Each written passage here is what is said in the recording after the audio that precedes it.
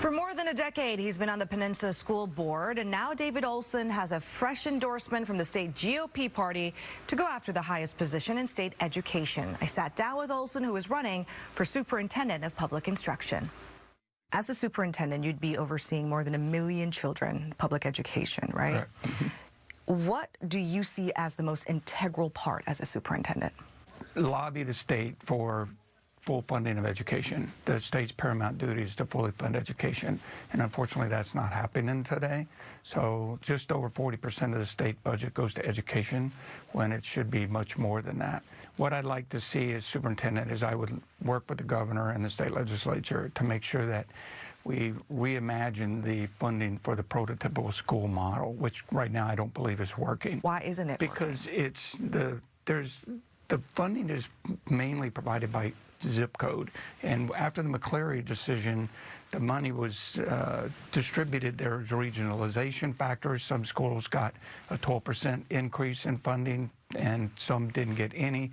So I don't think that was very fair. So I'd like to see us move money to the struggling school districts, the ones that have a tough time passing their levies and bonds.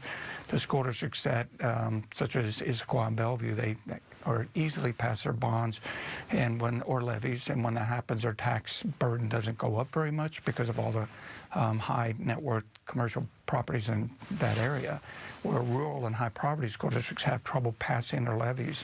So I'd want to make sure that the state does more to provide financial resources to those schools, help them build new schools. Right now, 50%, they don't meet standards when it comes to English. 60% don't meet standards when it comes to math, 57% when it comes to science. Right. Those are some rough numbers. They are. What are you going to do to turn that around? Well, it's very unfortunate that that's the case, and it is an average. And, you know, if you were to go in, there's just to identify Seattle Public School District, which is the largest in the state. There's 2 elementary schools in the Seattle Public Schools, one in North Seattle, one in South. And one gets $20,000 per student, and the other gets $26,000. The one in North Seattle is predominantly white and Asian, and they have 95% of their students are meeting their standards. The other school is mostly black and Latino, and 20% or less are meeting theirs. I think within the same school district, those 2 schools are so different, and I think we need to identify what's the root cause of that within the same school district. I'd like to see us consider an incentive so that teachers that with more experience might be inclined to go work in those school districts that are struggling, whether it's to give them a stipend or a bonus. You want more resources and maybe even more money to go to specific schools that are struggling. Well, again, the state, when they did the McCleary decision a couple years ago, the whole purpose of the levy swap was to take the onus off of local levies and fully fund education. They passed a McCleary bill, but unfortunately it didn't have any guardrails built into it. So the majority of that money did not actually end up in the classroom. Anything else that you think that you would bring to the table that is different, something we have not seen before?